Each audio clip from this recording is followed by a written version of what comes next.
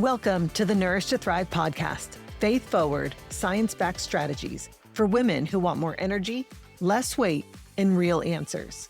I'm your host, Tanya Pennington-Miller, a functional nutritional therapy practitioner and functional blood chemistry specialist with a master's degree in applied clinical nutrition. If you're tired of feeling dismissed by your doctor, confused by your labs, and stuck in survival mode, you're in the right place. Here, we simplify the science. We get to the root, and we anchor it all in truth. Because God made your body to heal and thrive, not just survive. It just needs the right kind of support and less noise. Hello, my friend. Welcome into the Nourish to Thrive podcast. I am so glad you're back with me today. Now, if you've been listening over the last few weeks, you know we've been walking a chain together. So we started with the nervous system, we moved into hormones, and then into metabolism. And that's where we ended last week. And today we're going to follow that chain one step further. Because for many women, the frustration shows up in behavior long before it ever shows up on a lab report. And when I say behavior, I'm talking about wanting to be consistent, but not feeling like you can stay there. It's knowing what to do, but feeling resistance when it comes time to do it. It's starting the day with good intentions and ending the day wondering why things unraveled again. And what usually happens next is that our behavior becomes the focus. We try to fix the follow through. We try to reinforce discipline. We wonder what's wrong with our motivation. But I want to slow that down today because your behavior isn't the problem. And it's rarely the place to start. Your behavior is downstream from what is really happening. So it reflects what's happening earlier in the system, particularly at the level of the metabolism. So again, where we were last week. Because metabolism doesn't just influence how your body uses energy. It influences how much energy your body feels safe spending. And that means physically, mentally, and emotionally. So hunger, cravings, motivation, and consistency are all just signals. They reflect metabolic messaging about energy availability, about stress load, and about capacity. And when you understand that, the question shifts. So instead of asking, why can't I just get it together? You can start asking, what is my body responding to right now? That's the lens we're going to use today. And once you see behavior through that lens, a lot of things begin to make sense. You know, for a long time, behavior has been treated as a character issue rather than a physiological one. So hunger gets framed as, you have a lack of control. Cravings are labeled as you're weak. Low motivation gets chalked up to you're just being lazy. Inconsistency gets blamed on mindset, on discipline, or commitment, right? So when these things show up, our instinct is to correct the behavior itself. We try harder. We push ourselves to be more consistent. We get back on track again, right? But the framing misses something very fundamental. Behavior doesn't operate in a vacuum. It's influenced by what the body believes is available and by what it believes it needs to conserve. When energy availability feels low, the body adjusts behavior automatically. Your appetite's going to increase, cravings become louder, motivation drops, follow through becomes harder to sustain. And it's simply because the system is responding to limited resources. So from a physiological standpoint, this makes sense. When fuel, recovery, or capacity feel uncertain, the body prioritizes protection.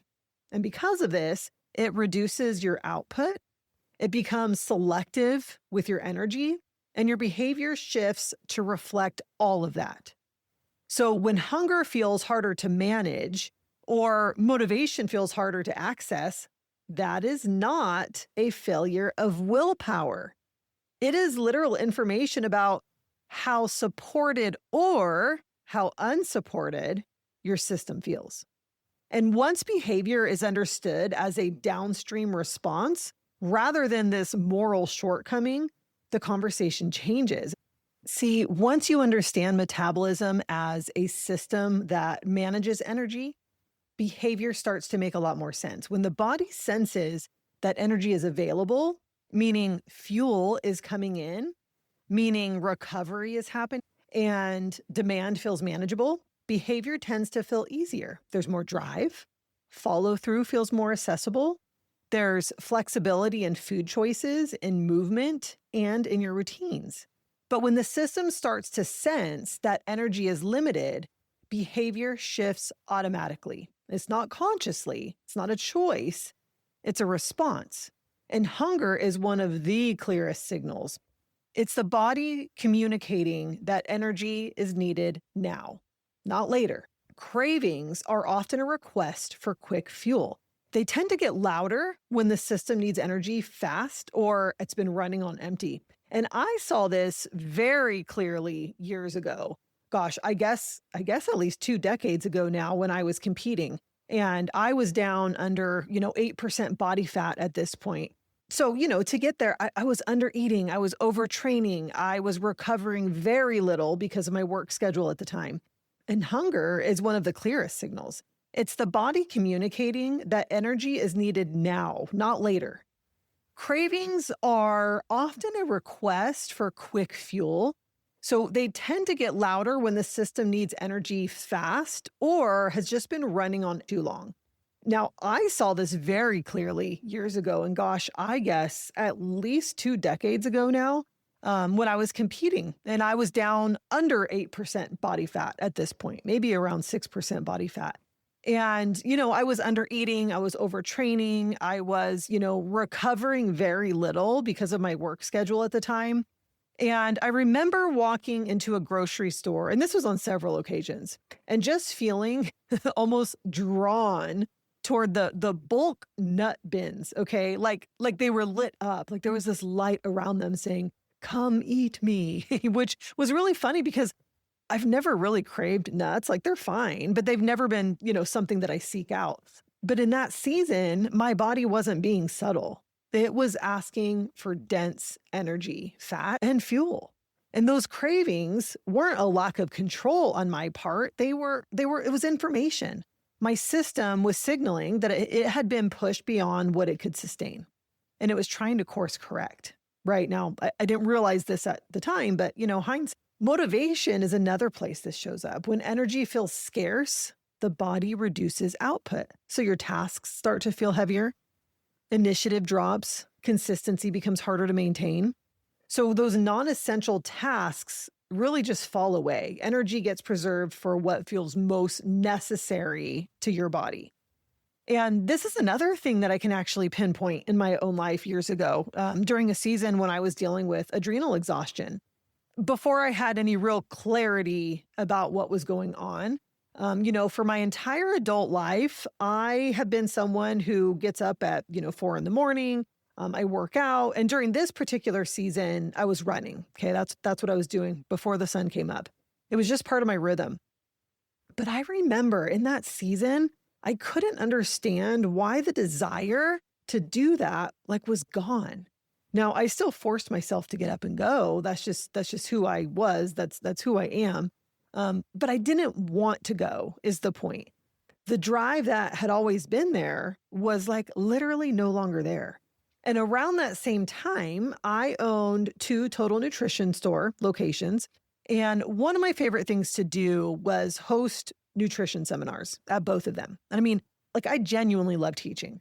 I love being in front of people and I always loved those conversations around the seminars. But looking back, I remember during that particular season, I was quietly hoping that not enough people would show up so that I could cancel the seminar and just reschedule it. That was new for me. And that was actually the moment that I knew something deeper was going on and I needed to look deeper. This wasn't about, again, it wasn't about discipline or motivation. It wasn't about, I had just lost interest. I hadn't just become lazy. It was about capacity. My system was conserving energy. pulling back from anything that wasn't essential, even from things that I enjoyed and had always, chosen freely to do. That's the body doing what it's designed to do when resources feel limited. Behavior changes when the system decides energy needs to be preserved. And until that decision shifts, trying to override behavior through willpower or caffeine, I tried using a lot of caffeine, doesn't work very well. But even if it did, it rarely works for too long because the signal driving the behavior hasn't changed yet. Now, we often treat willpower like it's a personal trait, right? Like it's something you either have or you don't have. Wow, you have such great willpower, right? Something that you should be able to access on demand. But physiologically, willpower is an energy-dependent function as well. It requires surplus. It requires capacity. It requires a system that isn't already stretched thin. And when the nervous system is under ongoing demand, hormones adapt. And when hormones adapt, metabolism becomes more conservative. And when metabolism shifts into conservation, our behavior is going to follow. And at that point, asking for more consistency through willpower is asking the body to spend energy it doesn't believe it has.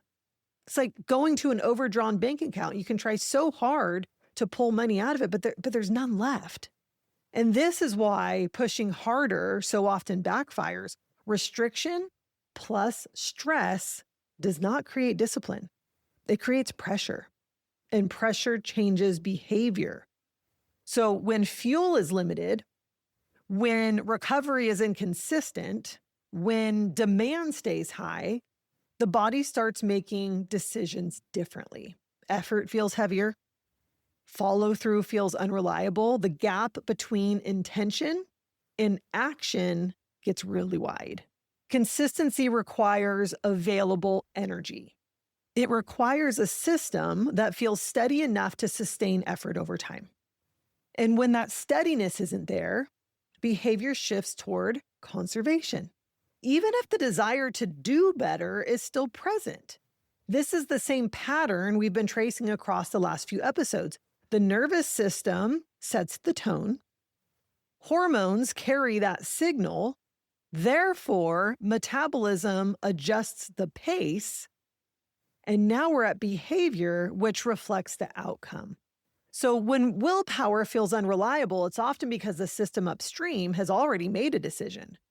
And until that upstream signal changes, trying to rely on willpower alone becomes an absolutely exhausting loop because behavior doesn't lead this process.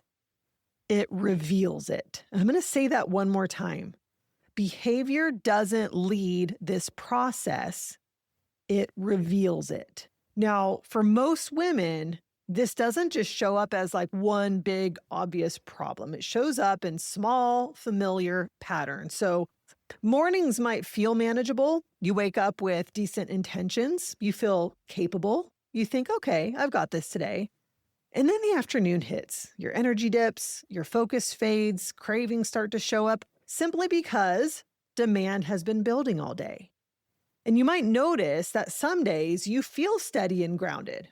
Other days, the same routines feel almost impossible to engage with, simply because your system is already working harder to keep up. This is when energy is lower and, recovery hasn't caught up. And these cravings reflect a system asking for support after running on reserve. And one of the most confusing parts for women is that, you at times feel capable and then resistant at other times. Like, what changed? I was just fine last week, or I was just fine yesterday. I thought I had turned the corner, right? So that inconsistency can be really frustrating. It can make you question your discipline, your motivation, your commitment. But when you look at it through the physiological lens, those shifts line up with changes in load, in energy availability, and recovery. None of this requires a diagnosis, okay? It's simply how a body responds when it's navigating varying levels of demand. This is why when you go to your doctor, they say your labs are normal, and you're left thinking like, well, then what the heck is wrong with me? Okay. And once you see this pattern clearly, behavior stops feeling mysterious and it really starts to make sense. So understand, when consistency wavers, it's often pointing to a need upstream. I promise you, it is not a personal failure. It's certainly not something to just override. It's something that we have to learn to listen to. So if your behavior is reflecting these metabolic signals, then the work isn't about fixing that behavior, right? It's about supporting the system that is driving that behavior. For many women, that starts with fueling yourself earlier in the day, okay? Early enough that the body isn't spending the morning borrowing energy and the afternoon paying for it. When there are long gaps without food, blood sugar ends up doing a lot of quiet compensating in the background in an already stressed out body. And later in the day, that shows up as cravings, lower patience, narrowed focus, and just kind of this lack in follow through. One other distinction that I do want to point out here, though, is that it's important when the body experiences that gap. Okay, so for many women, skipping breakfast or just, delaying that first meal for too long sends a very different signal than if you were to just finish dinner earlier in the evening, okay, and have hours without food before going to bed. When the day starts without fuel, and I bring this up because, there's a lot of talk on intermittent fasting and people just, don't eat until 12 or until 1, and maybe that works beautifully for your husband or your partner, and you've tried it and it's not working for you. I find that middle-aged women, this doesn't work as well for us. So when we start the day without fuel, especially in an already stressed body, the system is often going to compensate by leaning harder on cortisol to keep energy moving. And that can feel manageable through the morning. You might actually feel like, I feel good, I feel focused, right? But it tends to show up later as blood sugar instability, which is going to show up in cravings. On the other hand, ending dinner earlier, after the body has been nourished throughout the day, often supports metabolic rhythm. It's also going to support overnight repair, aka detoxification, without creating the same sense of scarcity. So it's not just about how long you go without eating, it's about where that gap falls and what the body has already received. That distinction alone explains why some women feel worse when they skip breakfast, but better when they stop eating earlier in the evening. And that really is my recommendation for you, is to, be done eating dinner, at maybe 5 or 6 o'clock and allow yourself to, digest that food, go to bed, not digesting anymore so that you can switch to detoxification while you're sleeping. And then you wake up and you have breakfast within an hour or two of waking. Okay. Now, matching effort to capacity matters too. So on days when demand is already high, asking the body for maximum output often backfires. And that might mean choosing a walk instead of a hard workout on some days, even though a hard workout was on the calendar. We really have to learn to pay attention to our body's signals. And since I've already been sharing a few personal examples today, I'm going to share this too. I can see this clearly looking back at that same running season that I was telling you about. Every Saturday, I had a long run planned, and usually it was somewhere between 8 and 12 miles. Okay, I'd finish the run, come home, and for the rest of the day, I was done. Like on the couch, fatigued, needing to nap, would nap, and just barely able to engage with anything else. And at the time, I really saw it as normal. I told myself that this is just the cost of training, right? But looking back, that wasn't a supportive movement for me for that season. It was movement that took more than my body had to give at the time. Supportive movement tends to leave you feeling more grounded afterward, not depleted. And these aren't dramatic changes that we're talking about here, right? Making sure you're eating breakfast, maybe cutting dinner off a little bit early, paying attention to your body's signals about how hard we should push it today, right? There's small supportive shifts that reduce the need for constant correction. And over time, these signals tell the body that it has enough to work with. And when capacity increases, consistency tends to follow. There's intention in the way God designed the body to function. A body that pays attention to load, a body that adjusts when energy is limited, a body that changes pace under strain. So hunger, fatigue, and shifts in motivation, these are not all signs of failure. They are communication. They reflect how the body is responding to the season it's been in. And that responsiveness is wisdom built into the design. Praise God. It's a system that conserves when resources are low, a system that redirects energy when demand outweighs capacity. So the invitation here isn't to push past those signals, it's to listen to them, to respond with discernment rather than pressure, to honor rhythm, to honor timing and capacity. When the environment begins to reflect the way God designed the body to function, the body has room to restore and to recover. So next week, we're going to keep following this chain by talking about how behavior shapes rhythm. Okay. And by rhythm, these are your daily patterns around eating, movement, rest, and recovery.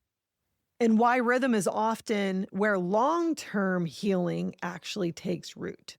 So if you're listening to this and it has you wanting to understand how your metabolism and hormones and your stress patterns are interacting, enrollment for the DNA Reset for Fat Loss Academy will be opening at the end of February. Inside the academy, we use comprehensive lab testing alongside your genetic data to see how your body is responding. And then we create a personalized roadmap so you're not guessing or trying to force change where the system isn't ready yet. So if you would like to be notified when enrollment opens, you can join the waitlist, and you'll find that link in my show notes.